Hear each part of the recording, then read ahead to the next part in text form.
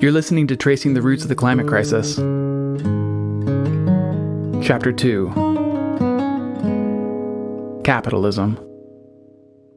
How do we, as a society, want to make the big decisions that end up shaping the kind of world in which we live? How do we want to make decisions about whether mountains are mined, on whose land, and whose water gets fouled? Decisions about who comes home from work filthy and who gets filthy rich. Well, it's hard to imagine questions that are more important than these. These questions aren't often discussed. That's probably because, for the most part, they aren't up for debate, and we've accepted the answers as a kind of common sense. I'm Ben Cushing, sociology faculty at Portland Community College in Portland, Oregon. Welcome to Chapter 2 of our series, Tracing the Roots of the Climate Crisis. This week, capitalism. Capitalism is an extremely important part of the structure of this society. Every society has a certain way of being set up, and these setups vary enormously from one society to the next. Some societies are governed by monarchs, some are governed by elected officials, some are organized around agriculture on communal land, while others concentrate power in urban centers with privately held industries. Sociologists refer to this kind of setup of a society as the social structure. So why does that matter? Well, the way a society is set up will actually determine a huge number of things, including what kinds of lives will be lived by the members of that society. For example, nobody can be a peasant or a nobleman, or a wage worker or a boss, unless they live in a society organized around those categories. I don't live in a feudal society, so I don't know any peasants or noblemen in my community. I live in a capitalist society, so my community is made up of, among other groups, workers and owners. So if I want to try to understand my life and the lives of the people around me, I need to get a sense of how our lives are shaped by the capitalist system that we're embedded in. Capitalism is the dominant economic system of the world today. If you ask an economist, they might tell you that capitalism is a way of organizing the production and the distribution of resources based on competitive and at least ostensibly free exchange. So maybe I sell my labor as a retail employee so that I can rent an apartment and buy food. Or maybe I start a business. This, in brief, is the economic system that you and I live in. And while capitalism shapes the lives we live, we're often pretty unaware of it. We're like fish swimming in a sea of capitalism. We're completely immersed in the sea, but we may not have a very clear understanding of the water or of the currents that push us around.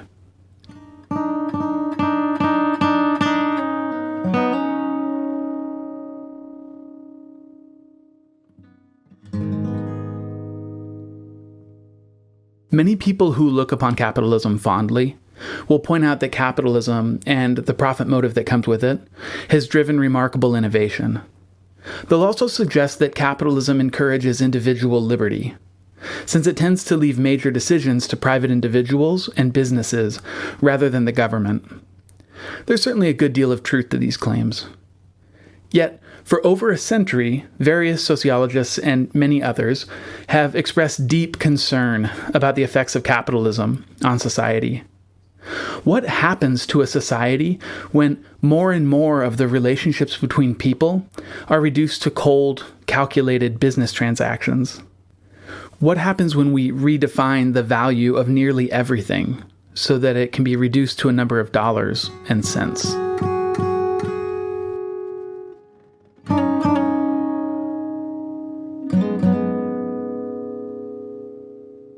From its beginnings, capitalism has relied upon forced seizure, or expropriation, of wealth and labor. Between the 16th and 18th centuries, European elites seized, or enclosed, the European commons, the shared land that was the foundation of peasant life and communal economic security. In doing so, they simultaneously privatized land ownership and forced peasants into a new exploitative wage labor system, sometimes hiring people to work the land that they had once held in common with their neighbors. Those same elites also seized land in the Americas and elsewhere in their colonial conquests.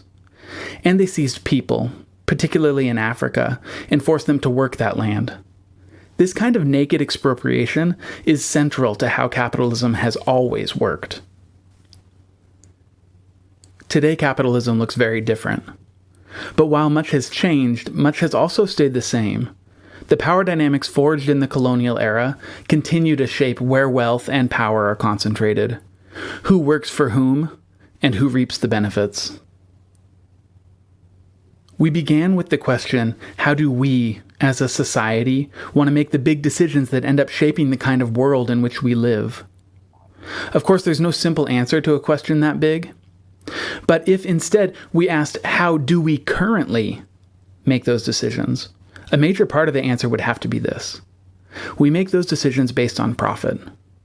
In a capitalist society, major decisions are made for the sake of the profit interests of the ruling class. In fact, under U.S. law, corporations are required to prioritize profit for shareholders over any other competing interests.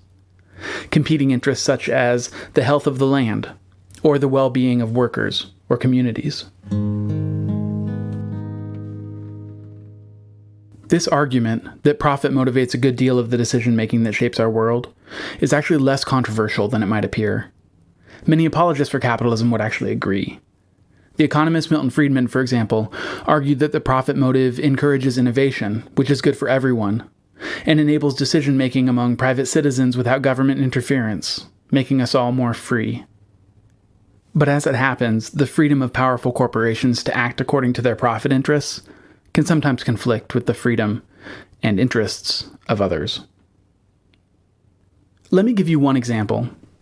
In 2015, PBS's Frontline and Inside Climate News revealed that Exxon, the oil giant, actually conducted some of the first high-quality scientific research into the relationship between CO2 emissions and global warming. As early as the late 1970s, Exxon's own scientists understood most of what we need to know about the climate crisis.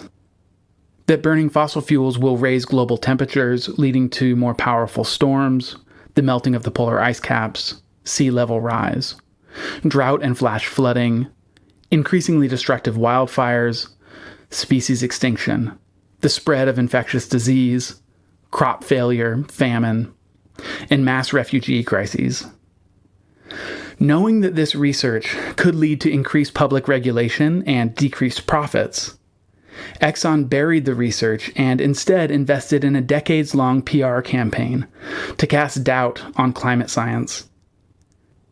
Frontline and Inside Climate News won multiple awards for their reporting, which was a finalist for the Pulitzer Prize. Exxon is still doing what Exxon does. The profit motive is a very powerful thing. Exxon had a choice that very few people in human history have ever had to face.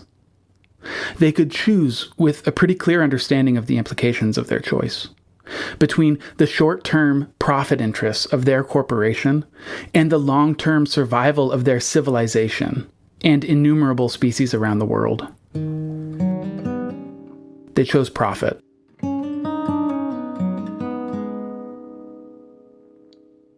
Did Exxon make the right business decision? I think this question is absolutely crucial. I want to suggest that they actually did, and that's really the crux of the issue. The corporation is an institution that's designed to make profit for its shareholders, not to act upon the public good. And as I stated before, corporate leaders are bound by law to prioritize profit over any other competing interest. I want to suggest that we'd be wrong to focus our energy on the moral failings of Exxon's leadership. Rather than wringing our hands at the bosses, I think we can ask some much deeper and much more troubling questions about the system itself. What are the consequences of an institution designed to prioritize profit over everything else? What kind of a world will such an institution create? What kinds of human behavior is it likely to encourage? Is this kind of institution compatible with a thriving and just community? Is it even compatible with a survivable future?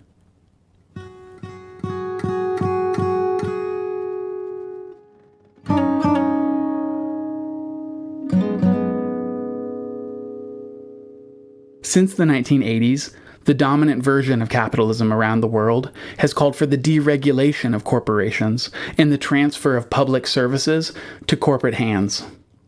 This version of capitalism, which is often called neoliberalism, has been remarkably lucrative for the ruling class, and largely devastating for working people in the US and around the world, as well as the living systems of the planet. Two of its effects are worth noting here. First, the emphasis on deregulation, privatization, and massive cuts to social spending, sometimes called austerity, became so powerful and bipartisan in the United States that the kinds of regulations and public initiatives that may be necessary to address the climate crisis, policies that may have made perfect sense in the context of the New Deal era, became politically unimaginable. At a time when global regulation of corporations and large public projects may be necessary to avert a climate catastrophe, political elites accepted deregulation and privatization as the political orthodoxy.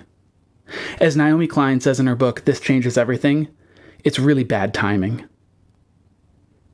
Today, for the first time in a generation, cracks have begun to emerge within this political consensus.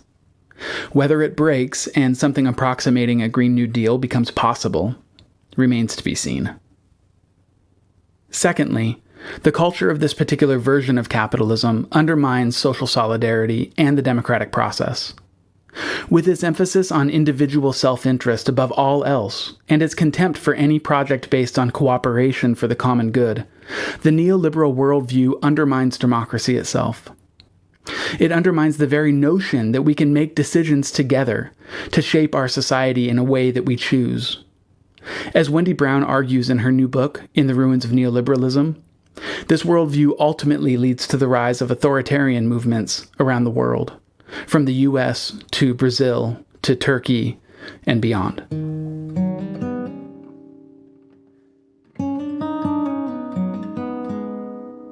All of this raises difficult questions for which we may not have sufficient answers.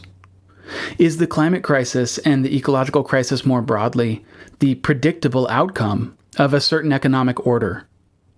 And if so, how do we go about dismantling such a dangerous system? And how do we go about building an economy that attends to the needs of human and non-human communities?